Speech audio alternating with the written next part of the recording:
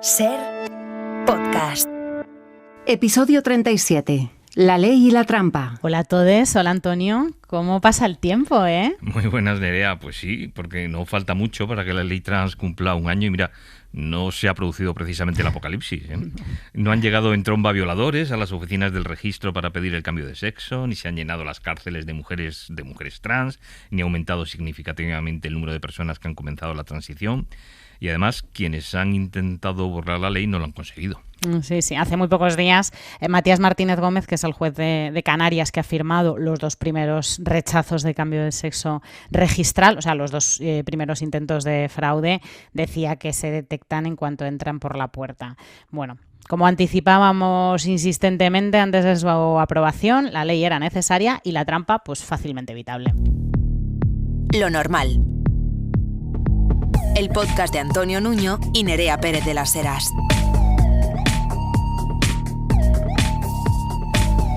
Un podcast normal.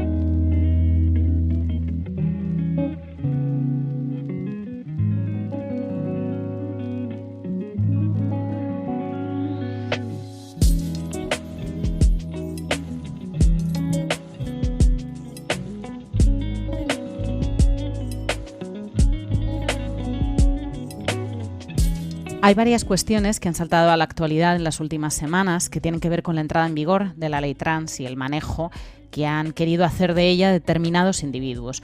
Una de las polémicas surgió en torno a la utilización que podrían hacer unos presos para intentar o bien ser trasladados a cárceles de mujeres o bien recibir beneficios penitenciarios. Adrián del Pozo ha seguido este tema. Los ataques han sido muchos y muy coordinados. Acaba de salir la noticia de que hay un violador y un asesino en la cárcel que se llamaba Jonathan, en España, y que quiere llamarse Loreta y que se autopercibe mujer. Que un hombre maltratador se pueda declarar mujer y pueda escaparse de la ley 5/2005 y no acabar en la cárcel, que es donde tiene que estar. Se han puesto ustedes en un módulo especial a la espera de que sea más femenino para trasladarle a la cárcel de mujeres. Un agresor sexual que se declara en el registro mujer va a una cárcel de hombres o a una cárcel de mujeres. Esto es verdad y ustedes no pueden negarlo.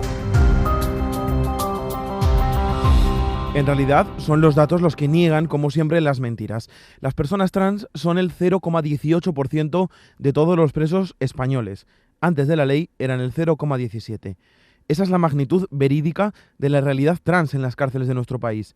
En agosto de este año, cuando el Ministerio del Interior hizo su última radiografía, solo había 4 presos trans más que en febrero, antes de que el BOE publicara la ley. Ahora hay 83, 47 mujeres y 36 hombres, entre los casi 47.000 reclusos que duermen cada día en nuestras cárceles. Pero es que además, en todo el tiempo que lleva en vigor la ley, ninguno ha notificado a la dirección de la cárcel que ha modificado su sexo en el registro. Y a todo esto se suma que, como confirman fuentes de Interior a la SER, no ha cambiado apenas nada el protocolo para decidir a qué módulo, si de hombres, si de mujeres o si mixto, van las personas trans. El equipo técnico de la prisión lo estudia caso a caso, de forma individualizada, jamás se hace, por tanto, de manera automática, ni con la ley ni antes de la ley.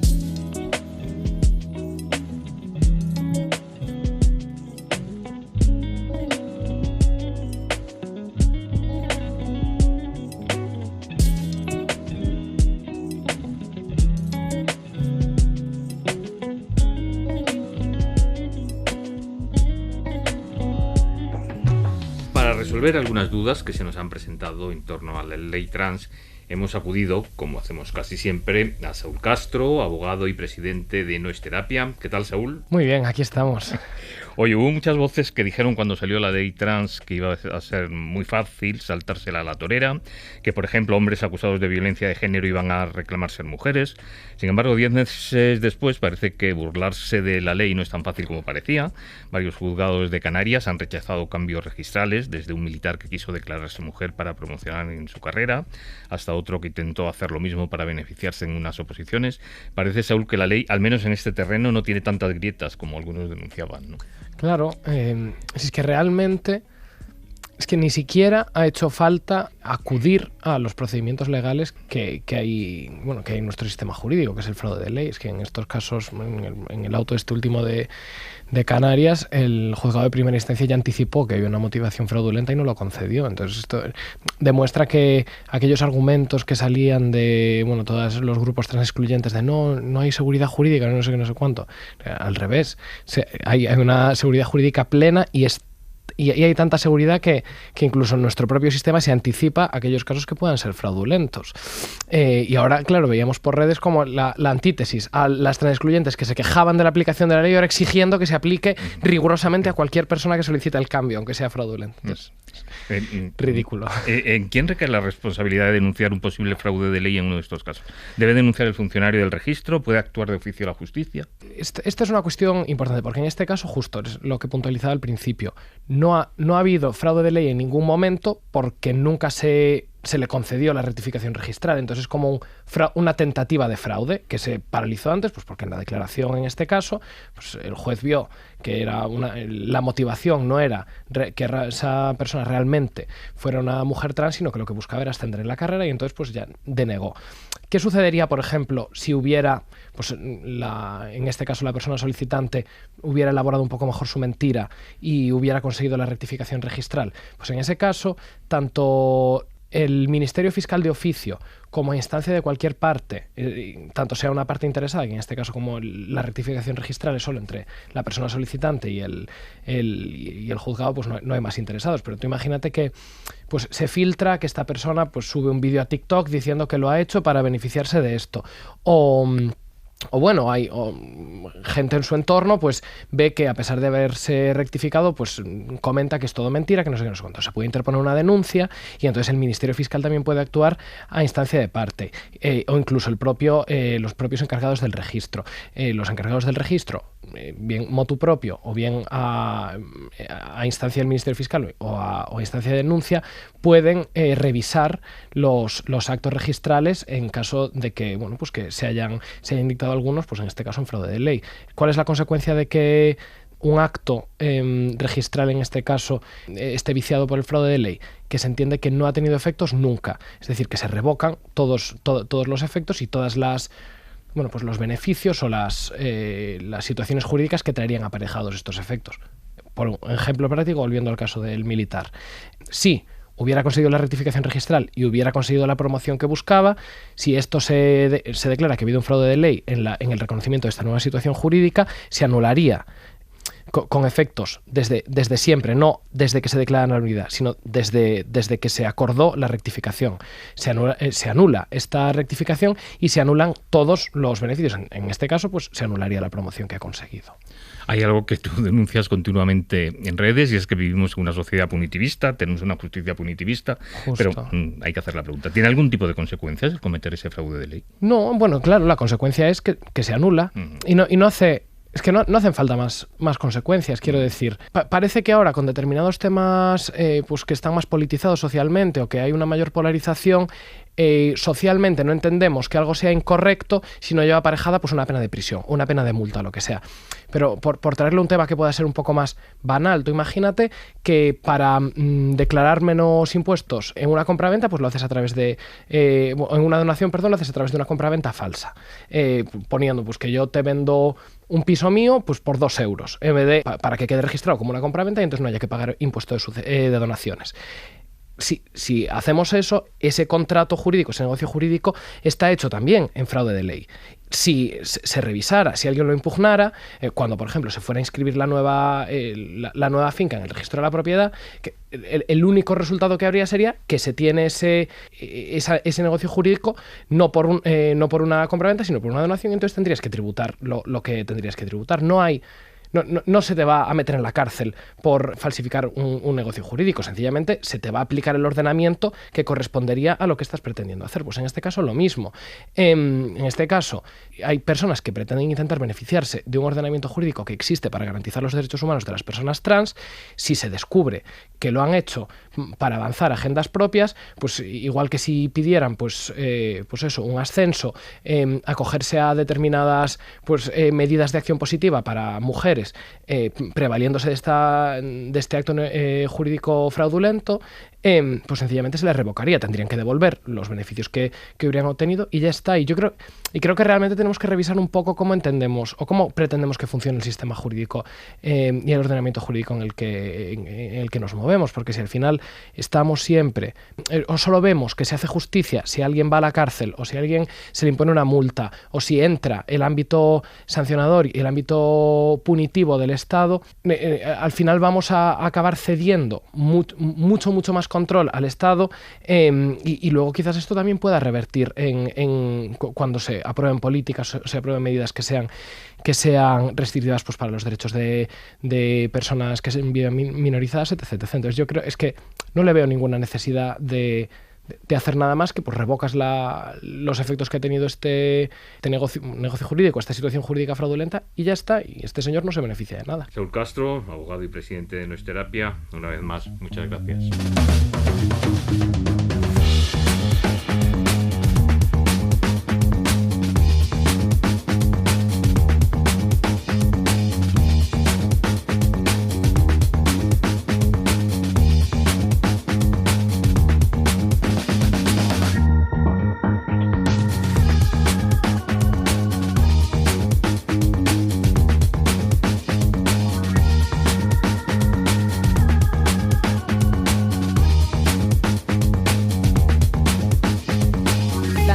De Cristo Casas es maricón de clase obrera. No homosexual, no del todo queer, rotundamente no gay. Maricón, que como decía Miguel de Molina, suena a bóveda. En su libro Maricas malas, publicado por Paidós, el autor explica las diferencias entre estos términos que están muy lejos de ser equivalentes. Maricas malas es un alegato de resistencia a la asimilación, de resistencia a las reglas de la heteronorma y la productividad capitalista. Una explicación de por qué esa normalidad, que en la superficie parece deseable, supone muchas capitulaciones, una gran domesticación y la complicidad con un sistema que es esencialmente injusto. Este libro, como el propio autor dice, no es una trinchera, sino una promesa, una invitación a toda la sociedad, con independencia de si se identifican como LGTBI o no, a bucear en sus propias prácticas disidentes y enorgullecerse de ellas. A entender que quizá lo peor de nosotras, aquello por lo que siempre nos han avergonzado e incluso perseguido, es precisamente lo mejor que tenemos. Hola Cristo, ¿qué tal? Hola, ¿qué tal? Muchas gracias por estar aquí. Bueno, hay que decir que también eres el autor, este es tu primer ensayo y tu primera novela que se publicó en Niños Gratis es el Power Ranger Rosa. Correcto. Que también recomendamos mucho. Y tiene también lo marica y lo obrero en el centro. ¿Por qué usas la palabra marica o maricón? ¿Qué connotaciones específicas tienen homosexual por un lado o gay por otro? Sí, bien, esto es el origen del libro, ¿no? Escoger una palabra con la que yo me sienta más cómodo que no sea ni homosexual ni gay. Porque tengo la impresión, o bueno, creo que podemos verlo sobre todo en la producción cultural o en los prejuicios que tienen las personas no LGTBI sobre qué es un marica, qué es un gay o qué es un homosexual. Siempre está muy centrado en una imagen de un hombre rico, blanco, que se casa, que tiene una hipoteca, que quiere reproducirse, ¿no? Y que quiere de paso reproducir los modelos de organización de la familia tradicional, ¿no? Entonces yo llegó a un punto en que me preguntaba, ¿vivimos en una sociedad actualmente en 2023 más respetuosa o más tolerante, utilizando tolerante no es una palabra que me gusta especialmente, que la del 2006 cuando se aprobó el matrimonio igualitario porque la sociedad es ahora menos LGTBI fóbica? ¿O lo que pasa es que las personas LGTBI parecemos menos LGTBI ahora y por tanto molestamos menos y eso genera menos rechazo? Al recuperar el término marica, lo que quiero es reivindicar que lo que nos define en realidad no es si nos casamos o no, o con quién nos acostamos o no. Lo que nos define es prácticamente que molestamos y que hacemos ruido y que somos estridentes, ¿no? Y quería recuperar esta palabra porque marica es una palabra que tiene sus orígenes hace ya bastantes siglos en el español. No es una palabra anglosajona como gay, ni una palabra del vocabulario médico como homosexual, sino una palabra de la calle popular que lo que viene a decir que es un hombre que molesta, un hombre que tiene pluma, un hombre afeminado, un hombre que no se reproduce, un hombre que es promiscuo, que es sucio y un hombre que es en definitiva no productivo, un hombre que es de clase obrera. Y creo que esto es todo lo que encapsula a la perfección el término marica. Relacionas también, por un lado, homosexual como un término que se destila de lo médico y gay como un término mercantil, ¿no? Correcto, sí. Creo que la definición que hago en el libro es el homosexual es un usuario de la institución pública y el gay es un cliente de la institución privada, ¿no? Entonces un marica es una cosa que se resiste a ser ambas, que se resiste a ser tutelado ni por el Estado, ni por el negocio privado, ni por los empresarios. Mencionas a muchos autores, entre ellos la escritora Camila Sosa Villada, que usa travesti para abrazar un montón de connotaciones negativas. Curiosamente, marica o maricón es una palabra prohibida en redes sociales, que son nuestro máximo, la máxima plataforma de comunicación. Nos estamos uniformizando también ahí, aceptando esa censura de marica o maricón. Bueno, yo he de decir que utilizo un montón las palabras marica y maricón en Yo también, y me han cerrado la cuenta de Instagram. Sí, te han Instagram, sí, me han he estado castigada y amenazada en Instagram y proscrita por usar maricón, que vamos, no puedo comunicarme sin ella. Sí, pues no lo sabía. Mira, yo vivo con el miedo constante al día que me cierren la cuenta de Twitter por usar la palabra, de Twitter o de X, perdón. Pero nunca me ha pasado, ¿no? Entonces sí que veo que hay mucha gente que utiliza eufemismos, ¿no? Utiliza los iconos estos de una ola y un mono, ¿no? Para decir mar y con. Pero yo de momento no me he rendido a esta censura y creo que algún día lo pagaré, pero de momento estoy resistiendo.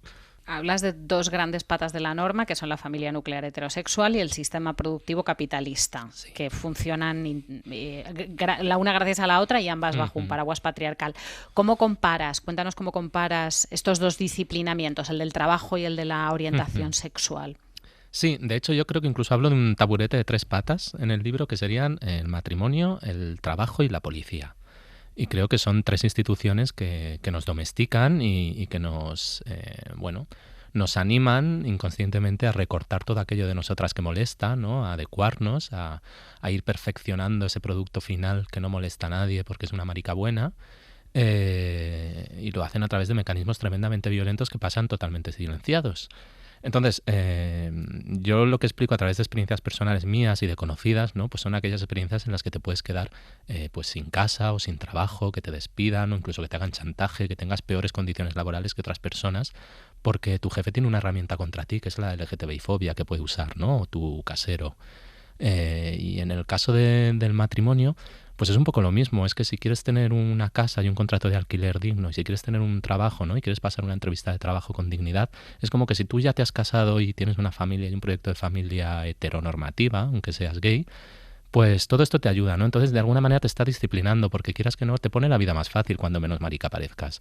Y te ayuda a encontrar trabajo, un trabajo en el que luego vas a tener miedo de que te despidan si tienes demasiada pluma, ¿no? Y luego vas a salir a la calle y hay más policía porque te han dicho que una manera de proteger a las personas LGTBI es que haya mayor presencia policial en las calles, pero de repente te encuentras con un policía LGTBI fóbico que lo que hace es amenazar tu presencia en las calles. Y es toda una cadena y al final la conclusión es que todo es el sistema capitalista, desde el matrimonio hasta la policía, pasando por el trabajo. Está todo imbrincado. Y esto deja fuera a muchas personas que han quedado fuera de esta asimilación. En su texto, mencionas en su texto fundacional en 1978, los miembros del Frente de Liberación Homosexual de Castilla dicen: la lucha por nuestra liberación como homosexuales está necesariamente unida a la de las clases populares y oprimidas, a la que las clases populares y oprimidas mantienen por su propia liberación y por la destrucción de todas las instituciones burguesas que mantienen nuestra represión.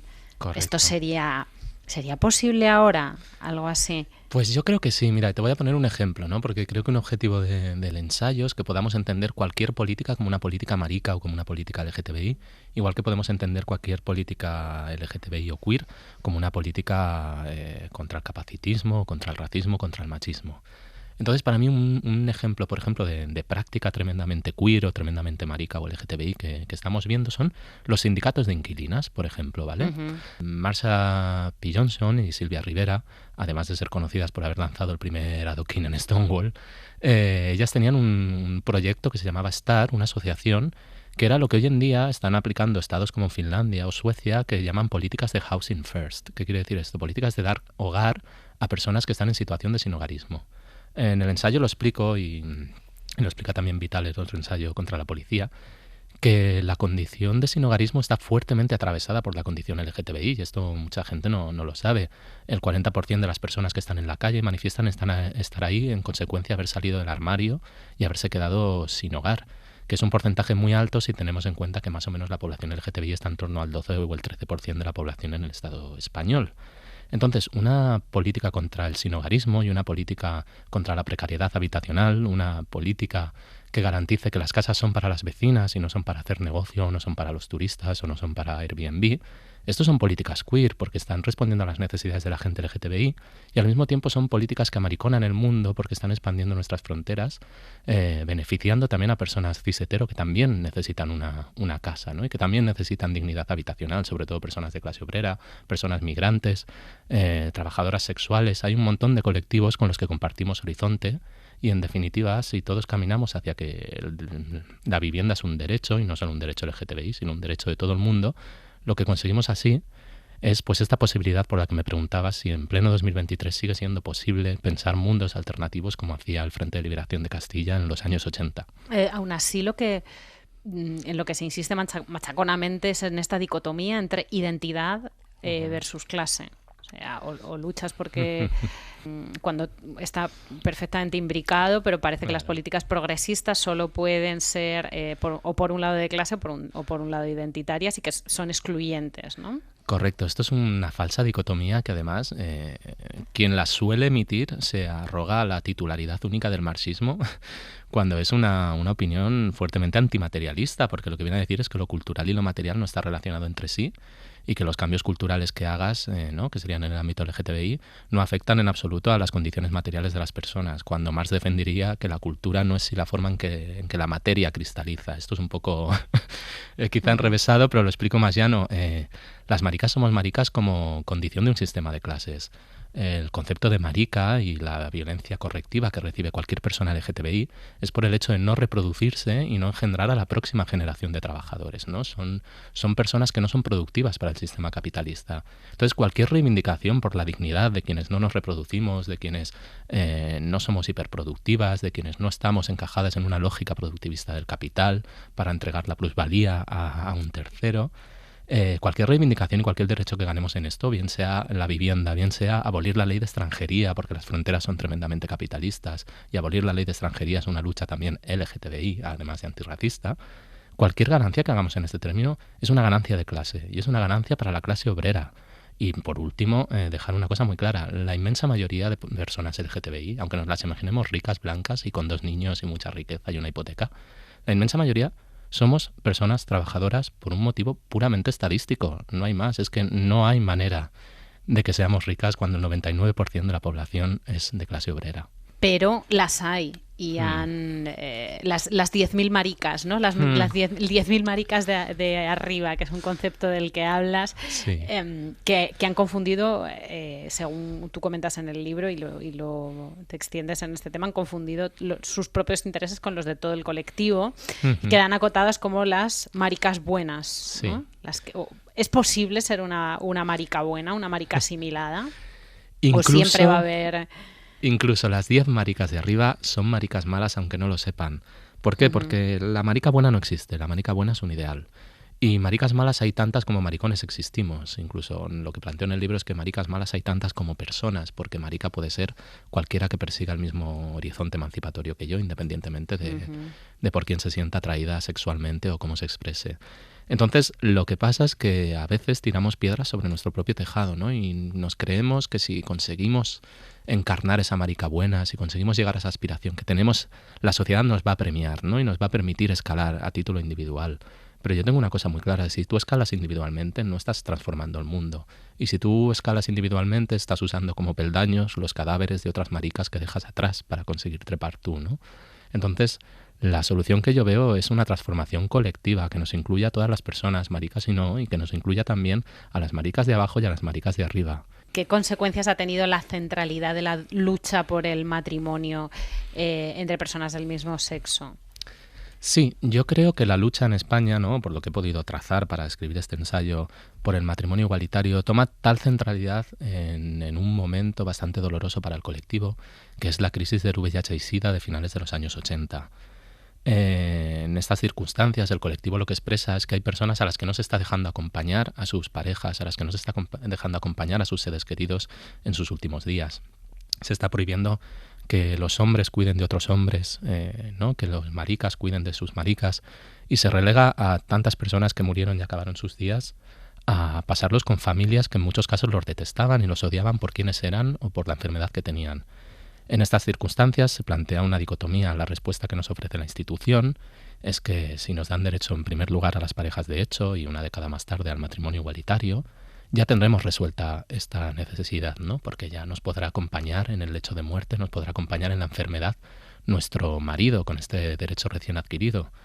Pero había otra opción, que era la que planteaban los revolucionarios, los que querían cambiar el mundo, ¿no? Los que querían cambiar la organización del Estado y de los cuidados a través de la familia y del matrimonio, que era que no sea necesario que quien te acompañe en tus últimos días sea tu marido, establecido así a través de un proceso institucional, que te puedan acompañar tus amigas, que te puedan acompañar tus conocidas, tus vecinas, que estos lazos sean tan legítimos como el estar casado, que no hay nada malo en casarse, no va de esto el ensayo. El problema es que el matrimonio se imponga como un modo en que el Estado reconoce tus relaciones, cuando tú puedes haber creado unas relaciones promiscuas y diversas que te llenan más que un matrimonio. En los últimos años en España hemos visto cómo el orgullo ha pasado de ser organizado por activistas y asociaciones a ser organizado por y para empresas y marcas. Tú citas muchísimo a Shanghai Lili y recoges el término que ella utiliza de esta situación, que es el secuestro. Sí. ¿Qué hacemos con este secuestro? ¿Dejamos el orgullo comercial en manos de McDonald's, de idealista? ¿Lo reclamamos? ¿Lo saboteamos? ¿Qué podemos hacer? Creo que afortunadamente este es un debate que ya estamos teniendo el colectivo LGTBI en las calles. Creo que cada año son más numerosos y más combativos los orgullos críticos. Me consta que aquí en Madrid hay un orgullo alternativo al del Mado. Me consta también que hay un orgullo de Vallecas. Hay orgullos críticos en Murcia, en Barcelona, en Valencia. Hay orgullos rurales, ¿no? Que también confrontan ese discurso que pone la urbe y la metrópoli siempre en el centro, ¿no? Como si ser LGTBI fuera una cosa necesariamente urbana. Se me ocurre el agroqueer de la Ulloa, ¿no? Uh-huh. Este debate afortunadamente ya lo estamos teniendo, y creo que en el sabotaje o como mínimo en la programación alternativa que se está haciendo a los orgullos capitalistas, mucha gente está encontrando refugio y está encontrando respuesta a necesidades que hasta ahora no encontraban los colectivos LGTBI. Creo que es precisamente una oportunidad de tender puentes y de encontrar alianzas entre la clase trabajadora y los discursos LGTBI, porque, por ejemplo, un motivo de rechazo a los orgullos, digamos, festivos detrás de los cuales hay empresarios, es que han sido financiados pues por empresas, ¿no? Que no voy a mencionar aquí porque no me voy a meter en lío, que son las culpables de nuestra precariedad habitacional. Han sido financiados por las empresas que nos expulsan de nuestras casas, han sido financiados por empresas que están deportando a personas migrantes hetero y LGTBI, ¿no? Entonces aquí estamos encontrando puentes, y yo creo que mariconar el mundo es precisamente eso de coger el colectivo marica, acabar con la trinchera, abrir las ventanas y que corra el aire. Hemos asistido a muchas narrativas distópicas que están limitando el modo en que podemos imaginar un futuro mejor que el que tenemos, ¿no? Esto lo explica muy bien Laila Martínez en su ensayo Utopía no es nombre de isla, que es que la proliferación de futuros en la ficción, pero también en las noticias, también en los medios, de que todo va a peor, la sensación de que no vamos a salir mejor de esta, la sensación de que todo lo que nos espera es distópico, es una dictadura, es una inteligencia artificial que nos va a matar, ¿no? Son las películas de zombies. Todo esto también hay que combatirlo y hay que empezar a imaginar futuros alternativos mejores que estos que tenemos, porque esto es lo que nos hace crecer como colectivo y nos hace volver a tejer alianzas con otros colectivos minorizados de los que nos habían aislado un poco los discursos más identitarios. Cristo Casas, autor de Maricas Malas, muchísimas gracias por este ensayo monumental, muy útil. Un abrazo grande. Muchas gracias, Nerea, ha sido un placer. Gracias, chao.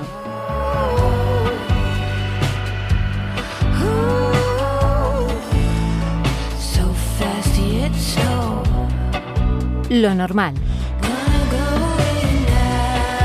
Un podcast de contenido LGTBI de la cadena SER. I'll see you later when the flash floods come. I'll see you later when the pie sees you. con Nerea Pérez de las Heras y Antonio Núñez.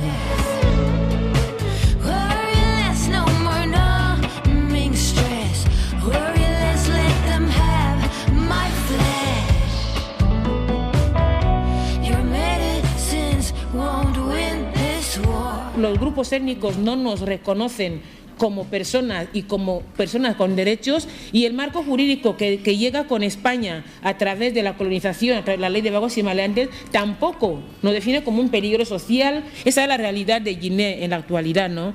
Que las personas homosexuales están excluidas, pero en todo lo que son las instituciones estamos solas, sin apoyo social, sin marco jurídico que protege, sin familia, sin escuela, sin instituciones, no institución que proteja.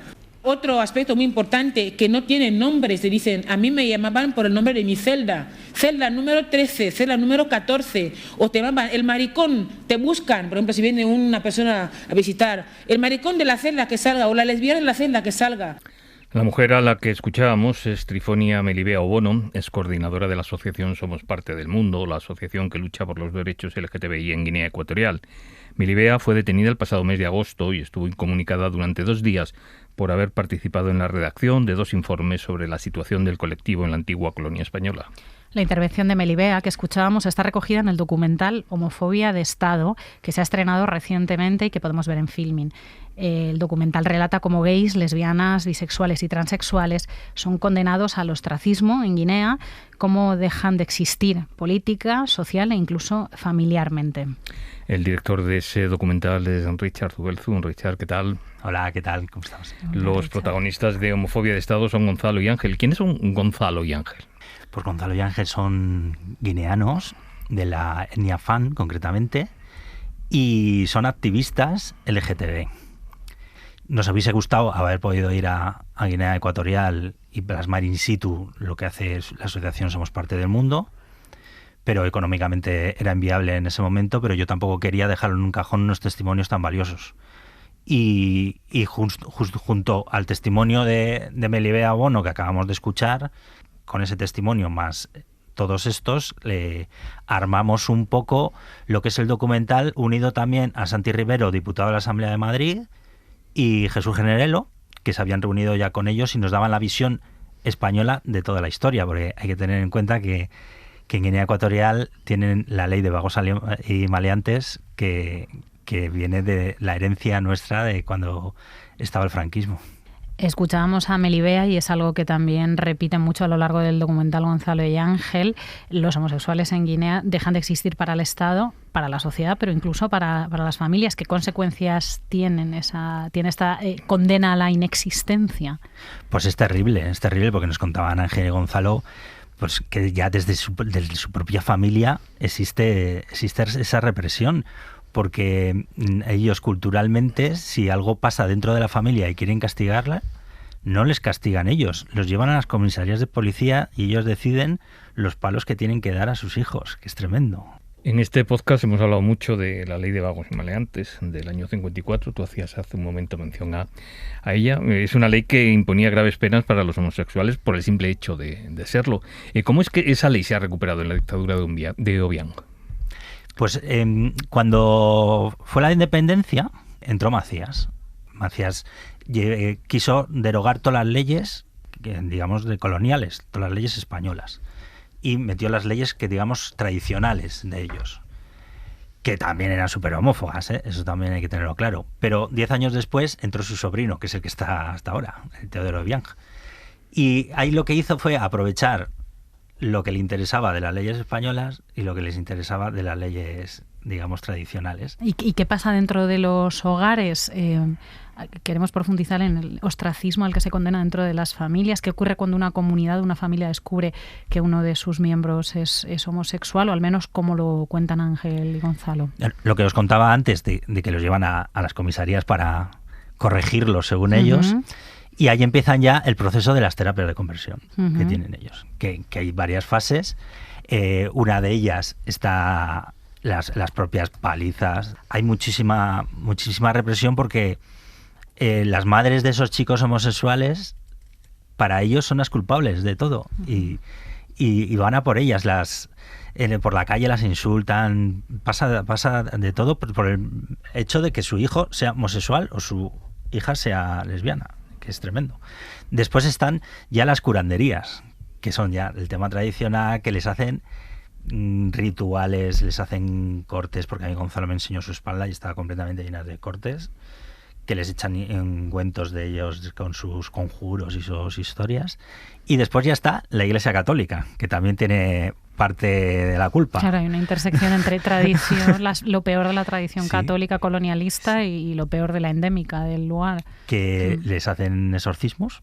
Hay violaciones también, porque unas de las primeras relaciones sexuales que tienen esos chicos son con sacerdotes.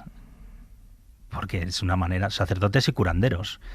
Porque para ellos violarles es una manera de sacar el demonio que llevan dentro, según ellos. Es cierto que en el interior de los bosques, alejados de las ciudades y de los pueblos, existen poblados habitados por todos aquellos a quienes la sociedad ha expulsado. Sí.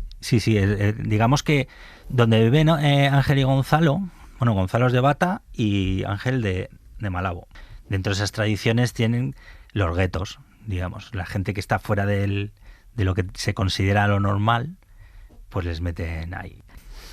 Después entré en el colectivo, ir aprendiendo ciertas cosas y yo mismo investigando y todo esto, pues descubrí que no es nada, no estoy enfermo.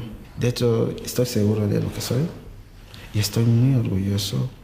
Ya no lo tenía porque, a ver, si te dicen que vas a morir, es que vas a morir. Es que me creía que iba a morir, que me creía que no iba a ser una persona de provecho, que estaba mal de la cabeza.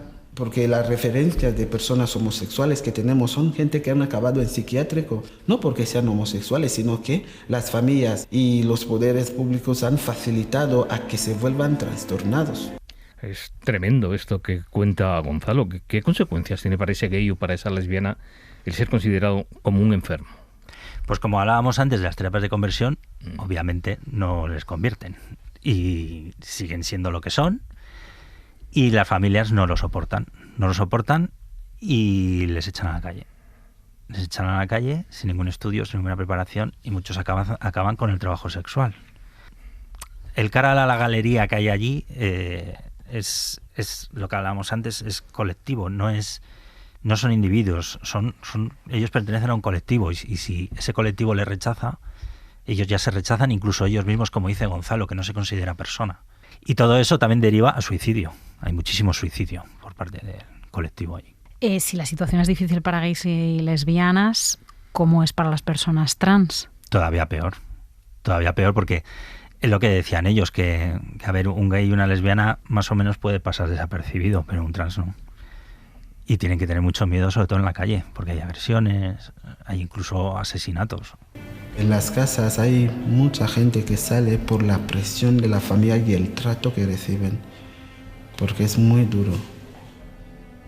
Que dentro de la casa te entreguen tu plato, tu cuchara, tus utensilios, porque se piensa que vas a contaminar a la gente. Cuando recuerdas todo esto no vas a querer volver a ir en casa porque tu conciencia no va a estar tranquila, no vas a estar bien. No vas a estar a gusto con esta gente. Comerás con dudas. Para que no pasen vergüenza, pues te pueden poner algo en la comida. De hecho, en el colectivo últimamente hemos tenido casos de envenenamiento de repente, que no se explican y que cuando hemos ido al hospital nos ha dicho, mire, eso es envenenamiento, ustedes investíguenlo. Fíjate que a pesar de todo han conseguido poner en pie Somos Parte del Mundo, que es una asociación de contenido LGTB. ¿Qué labor realiza la asociación? ¿Cómo puede sobrevivir en un entorno tan hostil? Pues sobrevive mucho por la ayuda europea también, porque ellos no tienen base jurídica allí, no pueden, están prohibidos. Pero gracias a asociaciones como con las que han estado aquí, que les dan formación, les dan apoyo, les dan sustento. AECID hace muy buen trabajo con ellos también en el tema cultural, la Embajada Española. Y hacen muy buena labor de acogida, sobre todo, porque al final ellos mismos saben los problemas que tienen las personas LGTB allí y saben los pasos que tienen que dar por su propia experiencia.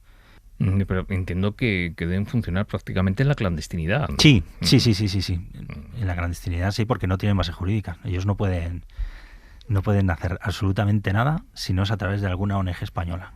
Pues esperemos que paso a paso y antes, más pronto que tarde, esos derechos se puedan conseguir en Guinea, porque los testimonios que hemos escuchado en ese documental, Homofobia de Estado, los testimonios de Ángel, de Gonzalo, de Melibea, la verdad es que ponen los pelos de punta. Richard Zubelzu, director de Homofobia de Estado, muchas gracias, y recordemos que este documental podemos verlo en Filmin. Espero que se vea mucho y que guste mucho. Gracias, Richard. Muchas gracias a vosotros.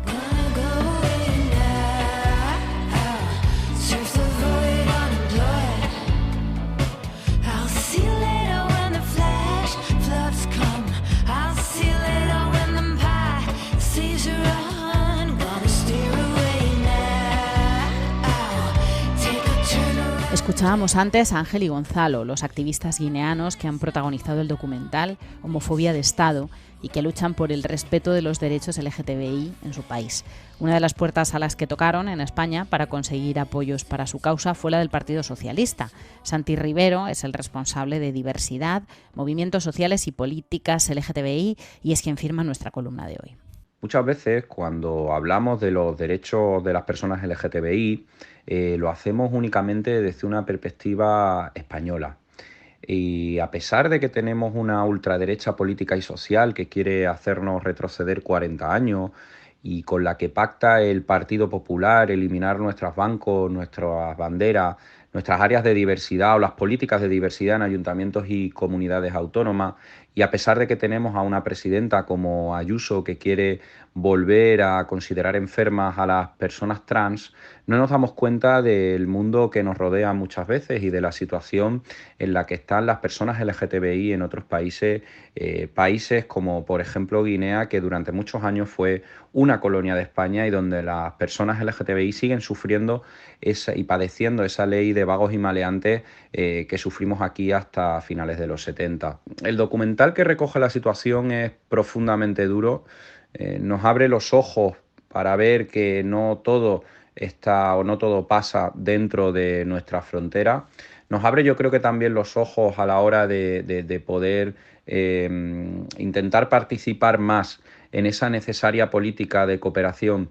Política de cooperación, evidentemente, sin paternalismo. Cada sociedad tiene que evolucionar, pero desde luego en un país como España, en el que hemos avanzado tanto, y yo diría también que también en los últimos 40 años sí que tenemos la obligación moral, al menos las personas activistas LGTBI, de acompañar a compañeros y compañeras como Melibea, como Gonzalo, que han sufrido cárcel, que han sufrido represión, que han sufrido represión física y que están haciendo un trabajo brutal en países como Guinea. Simplemente termino con una reflexión, y es que es de valientes y de responsables también, pero sobre todo valientes, que teniendo la posibilidad de pedir asilo en España y de vivir una vida relativamente cómoda, hayan decidido quedarse a vivir en Guinea para luchar por los derechos de las personas LGTBI y que para que lo que vengan y las que vengan después vivan una vida mejor que la que están viviendo ellos. Así que creo que tenemos que hacérnoslo mirar, tomar nota y desde luego seguir apoyando y ayudándole.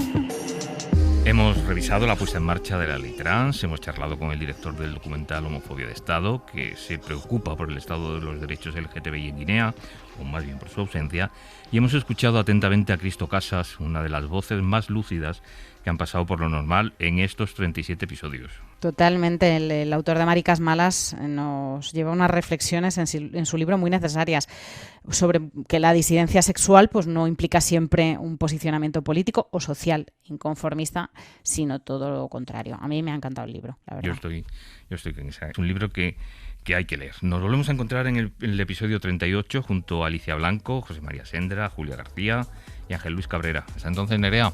Hasta entonces a todas, hasta entonces, compañero.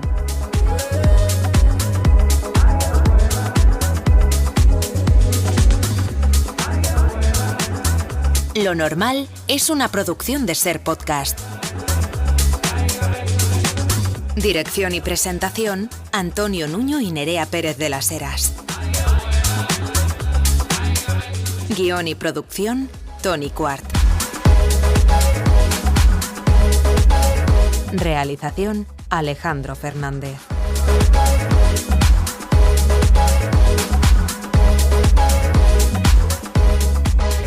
Para no perderte ningún episodio, síguenos y suscríbete en la aplicación y la web de la Cadena Ser y en todas las plataformas. Cadena Ser. La radio.